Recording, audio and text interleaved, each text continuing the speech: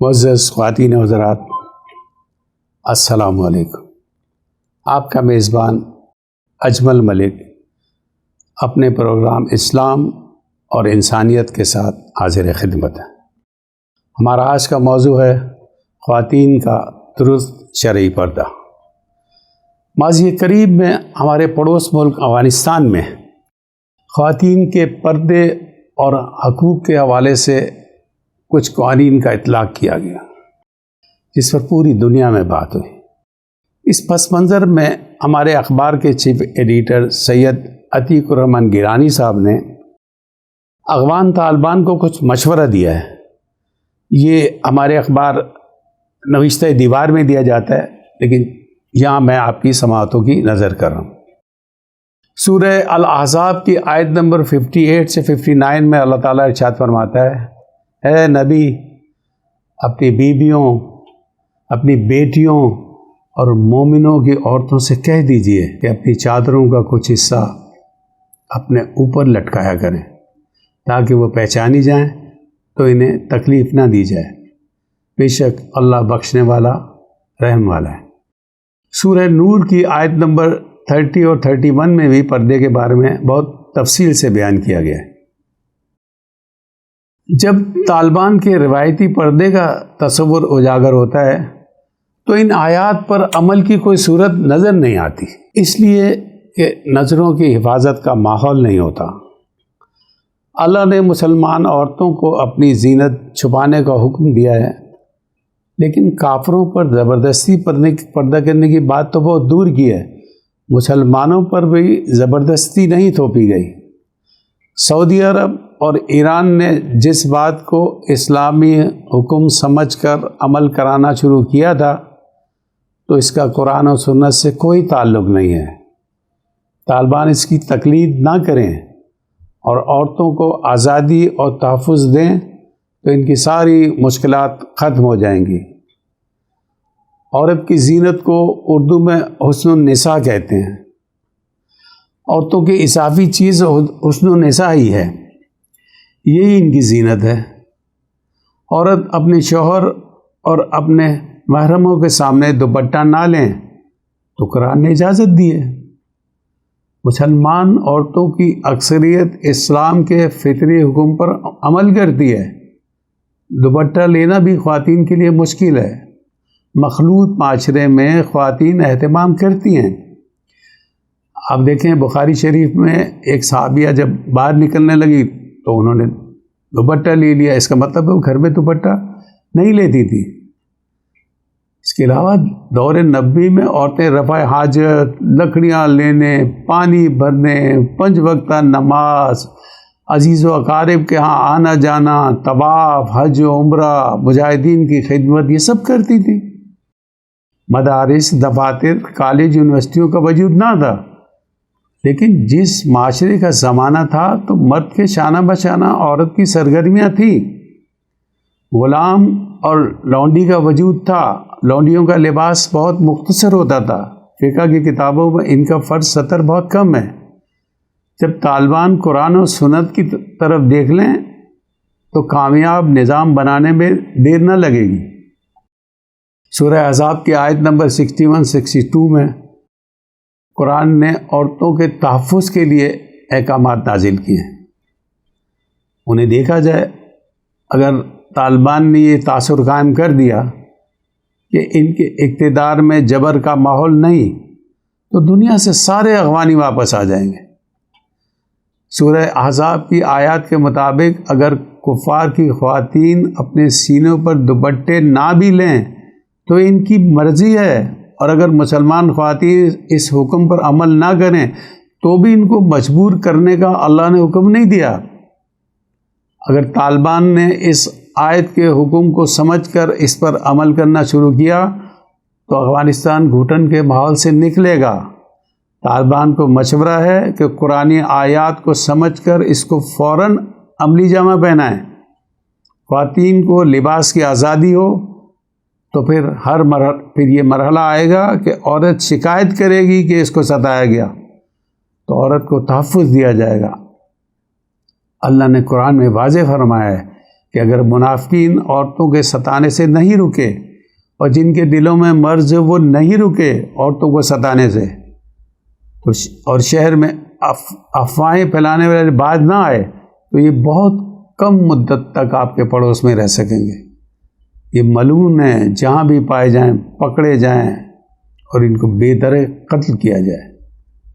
یہ پہلے لوگوں میں بھی اللہ کی سنت رہی ہے اور اللہ کی سنت بدلتی نہیں ہے۔ جب خواتین کو ستانے والوں کو ملعون قرار دے کر قتل کا حکم تھا اور اس پر طالبان افغانستان میں عمل کر کے دکھائیں تو دنیا بھر میں عورت مارچ کرنے والی خواتین طالبان کے نظام کا مطالبہ کریں گی۔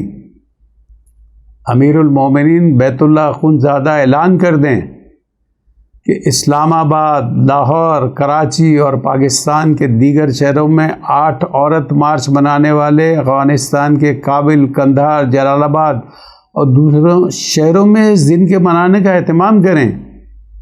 جس طرح شیعہ کے جلوسوں کو ہم نے تحفظ دیا تھا، اسی طرح طالبان عورت مارچ والوں کو بھی تحفظ دیں۔ امریکہ اور نیٹو کے جانے کے بعد افغانستان کو فتح کرنے کے لیے اپنے بھائیوں کو نیچا دکھانے سے بدنامی کے سوا کچھ حاصل نہ ہوگا۔ البتہ پنجشیر سمیت پورے افغانستان کی تمام لسانی اور مذہبی اکائیوں کو متحد و متفق ہو کر ایک نظام اور ایک پرچم تلے اکٹھا ہونے کی بہت سخت ضرورت ہے۔ رسول اللہ صلی اللہ علیہ وآلہ وسلم نے مکہ فتح کیا تو جنہوں نے صحابہ کرام کے گھروں پر قبضہ کر رکھا تھا ان سے گھر واپس نہیں لیے۔ 3 دن سے زیادہ صحابہ کے مکہ میں رہنے پر پابندی لگائی۔ خانہ کعبہ کی چابیاں انہی کے پاس رہنے دی جن کے پاس تھی۔ مکے کا ہی ایک مخالف شخص گورنر بنا دیا گیا۔ زبردستی سے کسی کے ساتھ زیادتی کا تصور ختم کر دیا۔ باہمی رضا سے 3 دن تک متع کی اجازت دی ہے۔ یہ صحیح مسلم میں ہے، یہ جس کا تصور بھی مغرب کی افواج نہیں کر سکتی۔ جنگ کی حالت میں وہ انسانی حقوق اپنے سب سے بدترین اور جاہل دشمنوں کو دے دیے۔ طالبان قرآن اور نبی کی سیرت پر چلنے کا اعلان کریں تو کامیابی قدم چومے گی۔ جب ایک عورت صبح کی نماز کے لیے نکلی اور اس کے ساتھ کسی نے جبری جنسی تشدد کیا تو نبی کریم صلی اللہ علیہ وسلم نے اس کو سنسار کرنے کو حکم دیا۔ اس کے لیے گواہ طلب نہیں کیے تھے، بلکہ عورت کی شکایت پر اس کی داد رسی کر کے نشان عبرت بنا دیا گیا تھا۔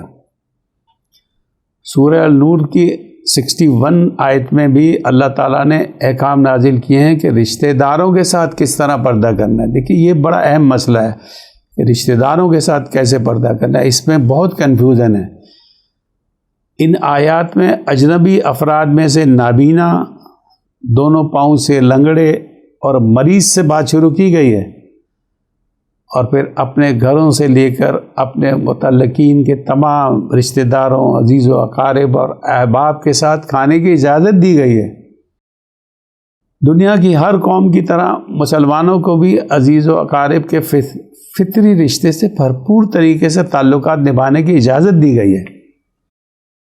چچا، ماموں، پھوپھی اور خالہ کے گھروں میں مشترکہ کھانے کی اجازت سے غلط شرعی پردے کا بھانڈا پھوٹتا ہے، اور جن لوگوں نے تصنع کر کے من گھڑت مسائل بنائے ہیں، ان کے غلط تصورات سے مسلمانوں کو کھلے الفاظ میں نجات دلائی گئی ہے۔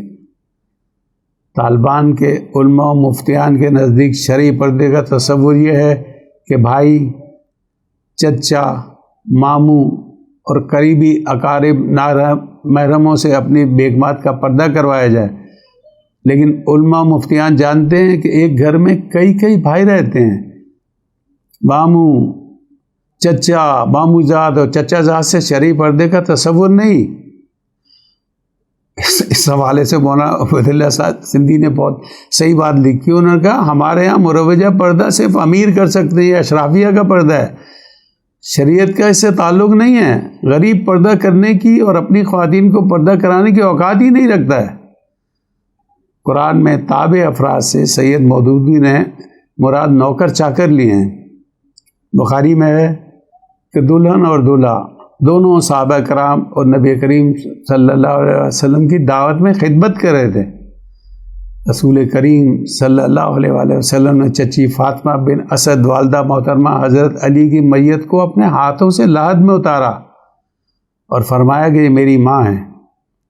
مفتی طارق مسعود جیسے لوگوں کی ویڈیوز میں جہالتوں کو سن کر حیرانگی ہوتی ہے۔ حدیث میں دیور کو موت کہا گیا تو مقصد یہ ہے کہ بھائی ایک گھر میں رہتے ہیں، اختلاط رہتا ہے، اور ان کو احتیاط برتنے کی اسی بنیاد پر تلقین کی گئی ہے۔ لیکن جب بھائی کی آج چچا، ماموں، پھوپھی اور خالہ کے گھر میں مشترکہ کھانے کی اجازت ہے تو پھر پردے کا وہ تصور باقی نہیں رہتا جو مولوی نے سمجھا ہے اور جو اس پر مولوی عمل نہیں کرتا، مگر جب موقع ملتا ہے تو دوسروں پر زبردستی اپنا حکم مسلط کرتا ہے۔ میرا خیال ہے آج کے دن اتنی بات کافی ہے۔ جو کچھ بیان کیا گیا ہے، جو قرآن کی جن آیات کا حوالہ دیا گیا ہے، دوستوں سے گزارش ہے ان کو پڑھیں، ان کو دیکھیں اور مزید تفصیل کے ساتھ ان کو یہ بات سمجھ آئے گی۔ وما علینا الا البلاغ۔